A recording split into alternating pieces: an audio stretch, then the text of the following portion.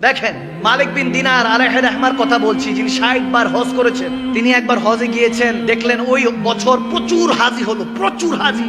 রাতে ঘুমাতে গেলেন 10ই জিলহজের পরের দিন। যখন ঘুমাতে গেলেন আওয়াজ আসলো গায়েব থেকে, কে জানি বলতেছে খাবের মধ্যে, স্বপ্নের মধ্যে, এ মালিক বিন দিনার, এই বছর যত হাজি আছে প্রত্যেকের হজ আল্লাহ কবুল করছেন একজন ছাড়া।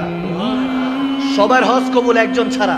তখন মালিক বিন দিনার খাবে স্বপ্নে জিজ্ঞেস করছেন, হুইজি, কে সে? তখন আওয়াজ আসতেছে মুহাম্মদ বিন হারুন বলখি আলাইহি রাহমা, এক আল্লাহওয়ালার কথা বলছেন যে হারুন বলখির হজ আল্লাহ কবুল করে নাই, তার মুখে মেরে দিয়েছে। তো যখন এই অবস্থা হয়েছে বলতেছে তাকে গিয়ে জানান। মালিক বিন দিনার ঘুম থেকে উঠলেন, ফজর নামাজ পড়লেন, খোঁজা শুরু করলেন। এখন যারা হজে গিয়েছে তারা এই বিষয়গুলি জানে যে এক একটা তাবুক আলাদা থাকে। বাংলাদেশ থেকে যারা যায় তাদের তাবুক আলাদা, যারা ইয়ামান থেকে যায়, মিশর থেকে যায়, তাদের তাবুক আলাদা, হিন্দুস্তান থেকে পাকিস্তান থেকে যায় তাবুক আলাদা। এক একটা দেশের এক একটা আলাদা আলাদা গোত্র আছে। ওখান থেকে প্রত্যেকে এরহাম বাঁধে, নিয়ত করে, হজ করে। এখন খুঁজতেছে বলখিবাসীরা কারা। খুঁজতে খুঁজতে এক জায়গায় যখন দেখলো ওখানে বলখি লেখা, বলখবাসীরা, ওখানে গিয়ে জিজ্ঞেস করছে হারুন বলখি কি চিনেন? বলে হ্যাঁ চিনি, কিন্তু অনেক বড় আল্লাহওয়ালা, পরেজগার বান্দা। তিনি তো কিয়ামুল লাইল করে, সারা রাত ইবাদত করেন, সারা দিন রোজা রাখেন। সুবহানাল্লাহ। এরকম অবস্থা, এত ইবাদত গুজার। বলতেছে বলেন কি? বলে ওনার ঠিকানা কই? বলে হুজুর, যে পাহাড়ে গেলে একটা ছোট্ট ঘরে দেখবেন ইবাদত করছে, মনে হয়। গেল হযরত মালিক বিন দিনার কাছে গিয়ে দেখতেছে এখন ইবাদত করছে। যখন ইবাদত করছে, নামাজ সালাম ফিরালো, সালাম দিলেন মালিক বিন দিনার, আসসালামু আলাইকুম ইয়া মুহতারাম। তিনি ওয়া আলাইকুম আসসালাম ইয়া মালিক বিন দিনার বলেন। সুবহানাল্লাহ। বলে আপনি আমাকে চিনেন নাকি? বলে জি, যিনি আপনাকে পাঠিয়েছেন আমি তারই বান্দা। যখন মালিক বিন দিনার বলে আপনি এত পরেজগার ব্যক্তি, আপনি জানেন আমি কে? বলে এটাও জানি, নিশ্চয়ই কেউ না কেউ খাবে আপনাকে বলেছে যে আমার হজ এবছরও কবুল হয় নাই। অবাক হয়ে গেলেন, স্ট্রেঞ্জ হয়ে গেলেন। বলে ব্যাপার কি? আপনি খবর জানেন? বলে হ্যাঁ। দেখতেছে ওনার একটা হাত কাটা, হারুন বলখি তেনার ডান হাত কাটা। বলতেছে ঘটনা কি আমাকে বলেন। হারুন বলখি বলতেছে হুজুর বলতে পারবো না, বললে আপনি আমাকে হয়তোবা মারবেন, আমার গায়ে হাত তুলবেন। বলে না, যে এত বড় পরেজগার, যাকে সবাই ভালো বলছে, যিনি আমার খবরও জানে, তার হজ আল্লাহ কবুল করে নাই, ঘটনা কি জানতে চাই। বলে হুজুর শুনেন তাহলে, এটা আমার 25তম হজ। আমি 24 বছর ধরে হজ করছি। কেউ না কেউ আল্লাহ ওয়ালা এসে আমাকে বলে দিয়ে যাচ্ছে তোমার হজ আল্লাহ কবুল করে নাই। হারুন বলখি, তোমার হজ তোমার মুখে মেরে দেওয়া হয়েছে, নাউজুবিল্লাহ, আল্লাহ কবুলই করে নাই।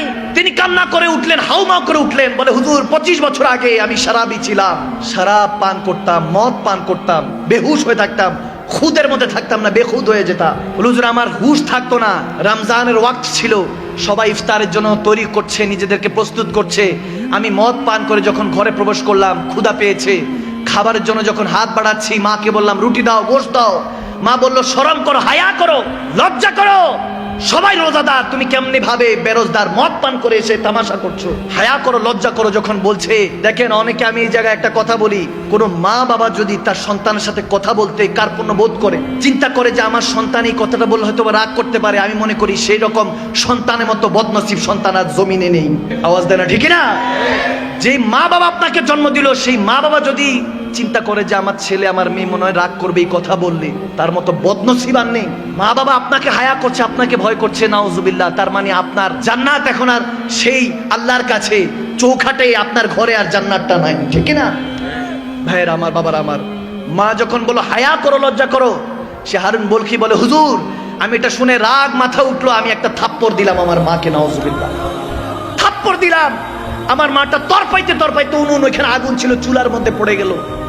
আমাকে কয়েকজন ধরাধরি করে, যেহেতু নেশায় ধুত ছিলাম, খবর নাই, বেহুশ, ঘরের মধ্যে আমাকে বন্দি করলো। পরের দিন ঘুম ভাঙলো, দেখি আমার স্ত্রী, ওয়াইফ ব্যাগ গুছাচ্ছে। বললাম কি ব্যাপার, কোথায় যাচ্ছ? বলে যে মায়ের সন্তান হতে পারে না, সে বউর স্বামী কিভাবে হবে? আমি তোমার সংসার করব না।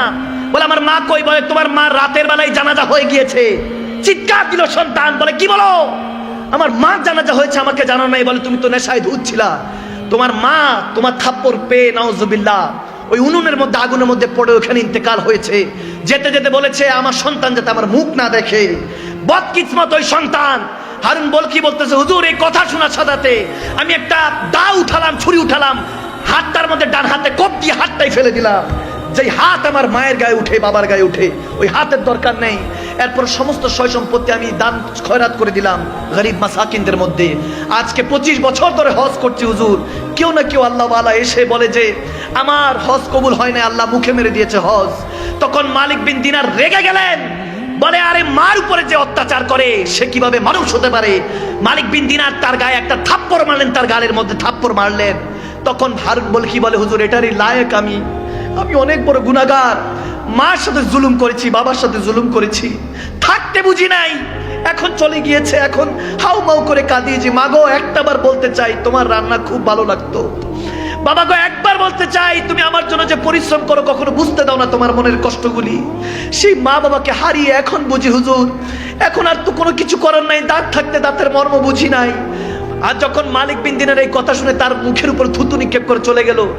রাতের বেলা যখন ঘুমালেন মালিক বিন দিনার এখানে দুনিয়ার চোখ বন্ধ করলেন, ওখানে কিসমতের চোখটা আল্লাহ খুলে দিলেন। দয়াল নবীকে দেখতে পেলেন।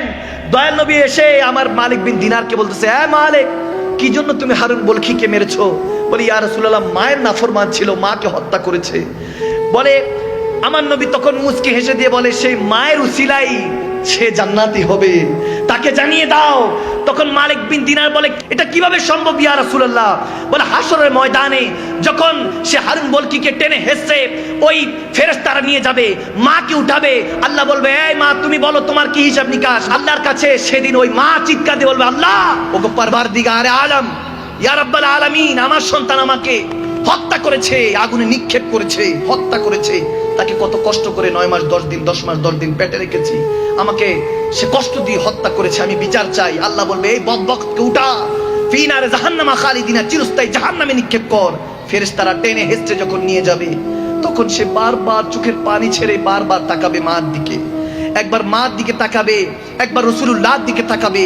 তখন মালিক বিন দিনারকে আমার নবী বলতেছেন যে ওই সময় সে তার মাকে চিৎকার দিয়ে একবার তাকাবে, দুইবার তাকাবে, তৃতীয়বার চিৎকার দিয়ে বলবে, মা গো ক্ষমা করে দাও আমাকে, আমাকে ফেরেশতারা জাহান্নামে নিক্ষেপ করছে। মা তুমি কোথায়? আজকে আমাকে জাহান্নামে নিক্ষেপ করছে।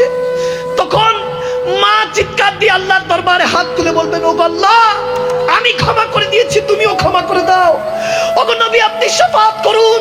আমার নবী বলে, আমি সেই মার আর্তনাদ চিৎকার শুনে বলবো, ভয় পাইস না, টেনশন নিস না, যেখানে মা সুপারিশ করেছে রব্বে কারীম ক্ষমা করে দিয়েছে, ওয়ারযুকনা শাফাআতাহু ইয়াউমাল কিয়ামা। ওই দিন নবী সুপারিশ করে মালিক বিন দিনারকে বলছে শুধু মার চোখের পানির জন্য, যে মাকে সে হত্যা করেছে আগুনে নিক্ষেপ করে, সেই মা জাহান্নাম থেকে উদ্ধার করে, তার উসিলায় আল্লাহ তাকে জান্নাতি বানিয়ে দিবে। আমি বলতে চাই ভাইয়ের আমার, বিররুল ওয়ালিদাইন, মা বাবার খেদমত করুন, যদি বিছানায় পড়ে থাকে তারপর খেদমত করুন। মা বাবার খেদমতের উপরে কিছু নেই দুনিয়াতে। আপনি সাকসেস হতে পারছেন না, আপনার টেনশন ডিপ্রেশন ঘাস করছে, কিছু লাগবে না। আপনি যদি দেখেন আপনি কোনো কাজে হেরে যাচ্ছেন, যান মার কদমে গিয়ে চুমু খান, বাবার কদমে গিয়ে চুমু খান। ওই চৌখট জান্নাতের চৌখটে চুমু খাওয়ার সাথে সাথে রব্বে কারীম আপনার সমস্ত বোঝা মনের কষ্টগুলি হালকা করে দিবে। সুবহানাল্লাহ।